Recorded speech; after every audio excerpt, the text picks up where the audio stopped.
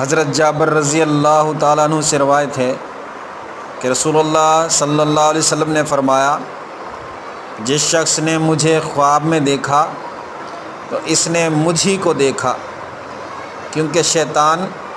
میری صورت اختیار نہیں کر سکتا۔ اور آپ صلی اللہ علیہ وسلم نے یہ بھی فرمایا، جب تم میں سے کوئی شخص برا خواب دیکھے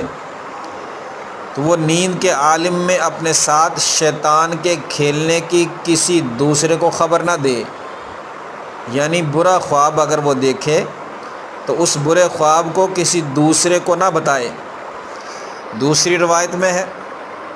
حضرت جابر بن عبداللہ رضی اللہ تعالیٰ عنہ سے روایت ہے کہ رسول اللہ صلی اللہ علیہ وسلم نے فرمایا، جس شخص نے نیند میں مجھے دیکھا تو اس نے مجھ ہی کو دیکھا، کیونکہ شیطان کے بس میں نہیں کہ وہ میری مشابہت اختیار کر سکے۔